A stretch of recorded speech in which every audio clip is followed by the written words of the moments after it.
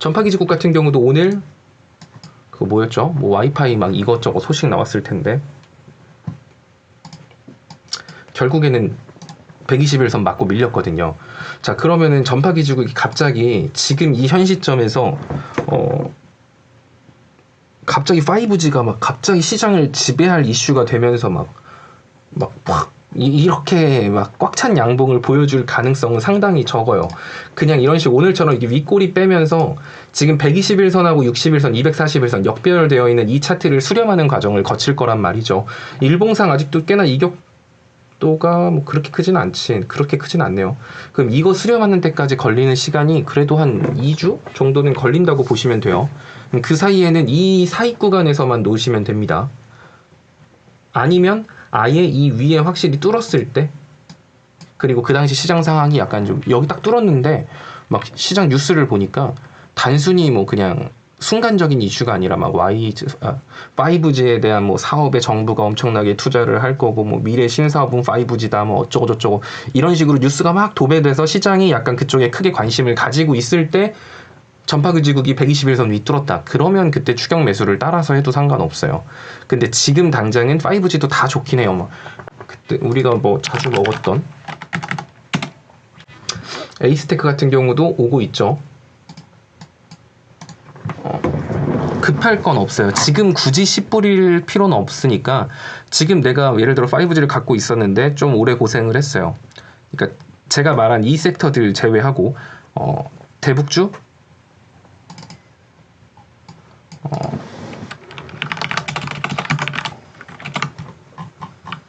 코모땡 치료제, 코모땡 백신 공급. 자, 코모땡 백신 공급 얘 언제까지 힘이 있냐? 얘는 이제 우리나라의 백신 접종 시작하기 전까지는 계속 여기 관련주들이 위아래 변동성 보여줄 테니까 요거랑 대북주, 미중 마찰, 내가 아까 뭐 했죠? 친환경 에너지. 딱 요 정도 섹터 제외하고서는 그냥 시세 보여주면 무조건 비중을 줄인다라고 생각을 하시면 돼요. 지금 여기서 갑자기 오늘 갑자기 엔터주가 올라요. 이거 엔터주 오늘 갑자기 엔터주 오르는데 추격 매수해도 될까요? 아니, 추격 매수하면 안 돼요. 그런 건 추격 매수할 게 아니라 가지고 있는 분들은 비중을 줄여야 된다라는 거. 딱 요 정도 섹터만 지금은 쳐다보세요. 1월 20일 1월 달까지는 한 요 정도? 얘네들이 좀 본격적으로 움직임 나오는 거는 1월 20일 다음 주 한 중후반부터 그렇게 얘네들이 좀 입질이 올 것 같고, 그 전까지는 얘네들 그 사이사이에 갑자기 뭐 정치 테마주들 막 치고 올라오고 막 뭐 치고 올라오고 하겠지만 추격 매수는 되게 위험하다라는 거, 그거 인지하시면 돼요.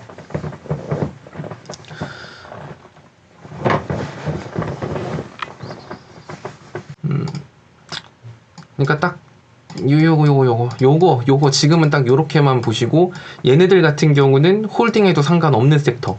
홀딩해도 상관없는 섹터라는 건 신규 진입도 가능하다는 얘기예요. 이슈가 나타날 수 있는 얘들이 이 세 개고, 얘네들은 현 이슈고, 나머지는 그냥 지금 시장이 거의 엄청나게 과열돼 있어서 순간적으로 윗꼬리 빼고 막 그렇게 놀고 있다라고 생각을 하시면 될 것 같습니다.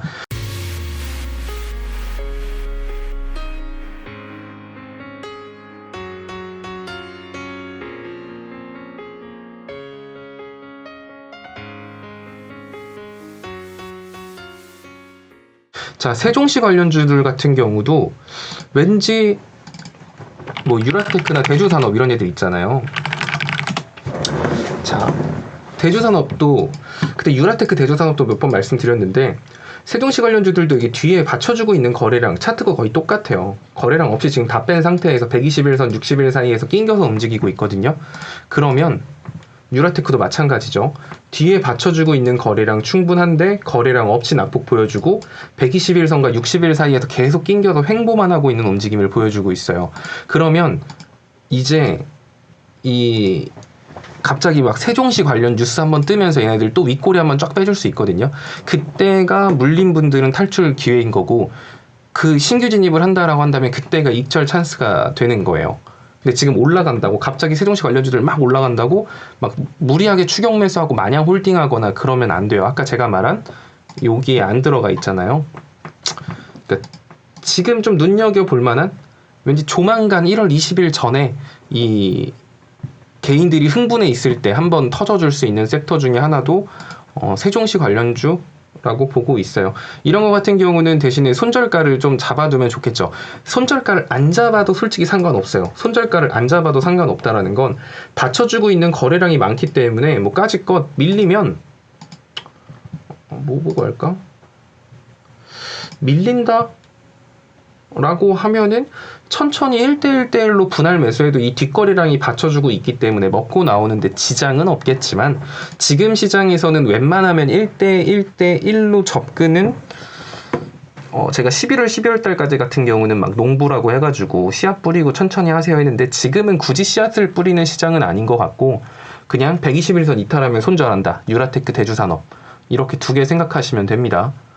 그런 생각으로 차라리 손절가 잡고 들어가시면 좋을 것 같아요. 내가 손절가 잡기 싫은데요 하시는 분들은 지금 시장에서는 지금 종목들이 되게 많이 올랐잖아요. 그래서 매수 버튼에 손이 잘 안 가실 거예요.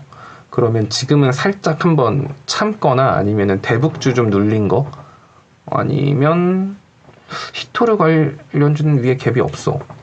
대북주? 또 괜찮겠네요. 오히려 그냥 그런 애들, 대북주 쪽 천천히 사서 모은다? 이런 생각으로 하시는 게 더 좋을 거예요. 신신제약도 또 주사기로도 엮여 있긴 하죠. 얘 또 오늘 왜 이렇게 올라갔다 왔대?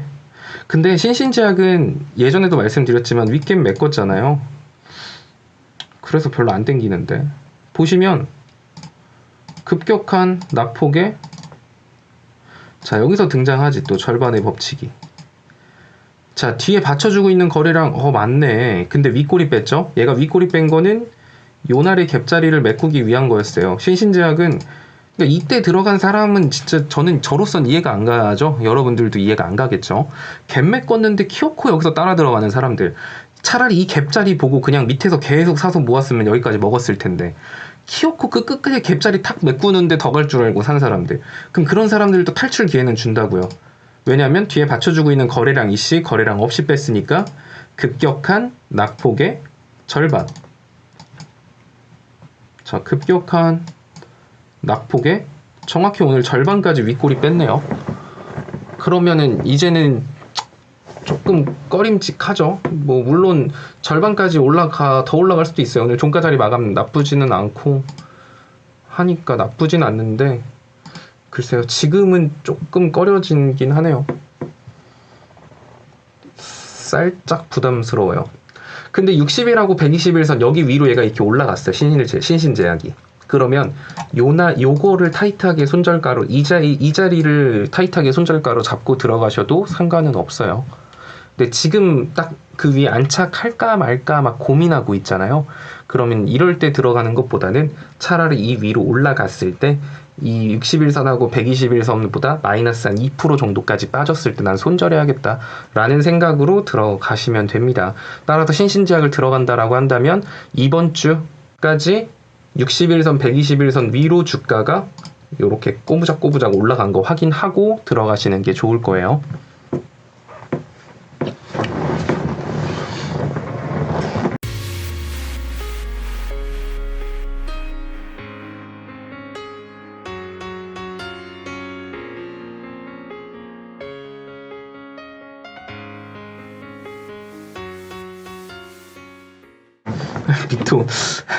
미톤 이게 뭐 때문에 갭 떨어졌어?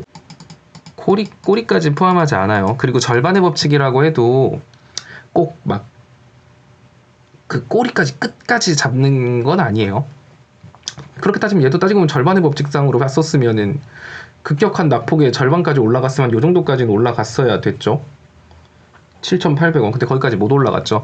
그래서 뭐 절반의 법칙이 무조건이다 라고 볼 수는 없어요. 그러니까 주식을 공식처럼 하면 안 된다고요. 미톤 자리는 괜찮네. 7,000원 넘까지도 볼만할 것 같긴 한데,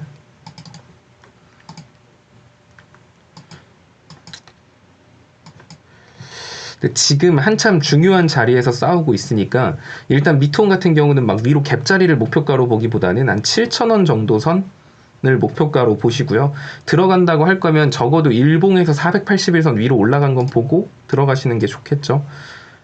근데 굳이 뭔가 뭐랄까 왜 이름이 마음에 안 들지? 아니 뭐 나쁜 종목은 아니라고 봐요. 크게 막 지금 자리가 엄청 부담스럽다 막 이런 거 왜 사지? 막 이런 종목은 아니니까 상관없습니다.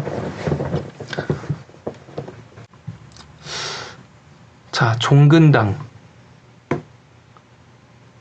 근데 이거는 매번 말하기가 되게 조심스러워. 아까 여기에 속하는 거 있죠? 여기에 속하는 게 종근당 바이오, 녹십자홀딩스, 녹십자 랩셀, 녹십자셀, 대웅제약. 한 요 정도를 좀 메인으로 보시면 되는데 다 괜찮아요. 근데 얘네들 같은 경우는 이미 상승폭이 되게 크잖아요. 근데 그런 게 있죠. 이 중에는 전고점을 뚫은 종목들도 있어요. 녹십자 랩셀 같은 경우는 전고점 뚫었죠. 자, 녹십자 랩셀은 사실 아니야. 그러니까 이런 차이가 있어요. 전고점 뚫은 종목 같은 경우는 전고점이 아니죠. 그 회사 상장 이래 최고점을 뚫은 종목은 위에 악성 매물대가 없으면 위에 악성 매물대가 있을 수가 없죠. 위에 예전에 물린 사람도 없는데 이제 갖고 있던 사람들은 대부분 수익일 텐데. 자, 따라서 악성 매물대가 별로 많지 않아요. 그 상황에서 이슈가 있으면 추가 상승폭을 보여줄 수 있죠. 계속 위에 막고 있는 게 없으니까 계속 올라갈 수 있거든요. 자, 종근당 바이오 얘네들도 전고점을 못 들었지만 이번에 이슈가 살아있으니까 전고점 부근까지 충분히 갈 수 있는 친구들이 종근당 관련주라고 보고 있고, 녹십자 관련주들도 랩셀은 이미 전고점 뚫었고 녹십자셀, 녹십자홀딩스도 전고점에서 조금 밀린 상태예요. 그런데 이슈 살아있으니까 전고점까지 한 번 더 칠 수 있는 얘들인 거고, 대웅이나 대웅제약도 마찬가지. 대웅제약 같은 경우는 심지어 윗갭도 존재를 하죠. 그런 종목군들 대신에 얘네들은 아시겠지만 올라가면 한 15에서 막 30%막 이건 20%는 기본이죠. 거의 빠지면 10%도 기본이에요. 위아래로 변동성이 굉장히 큰 종목이라서 이런 거는 일단은 지금 시장에선 좋은 종목들은 맞는데 분할 매수랑 비중 이런 거 되게 신경 써서 해야 되는 거라서 제가 힘있게 말씀은 못 드리겠네요. 또 괜히 사놓고 막 저 꼭대기에서 사놓고 막 빠지는데 어떡하죠? 막 이러실 분들이 약 한 98%일 것 같아가지고 한 주 정도씩 공부한다는 생각으로 해보시는 건 나쁘지 않아 보입니다. 좀 변동성 그닥 안 크고 이런 거 가지고 가시고 싶다 하시는 분들은 요렇게 3개 눈여겨보시면 되고요.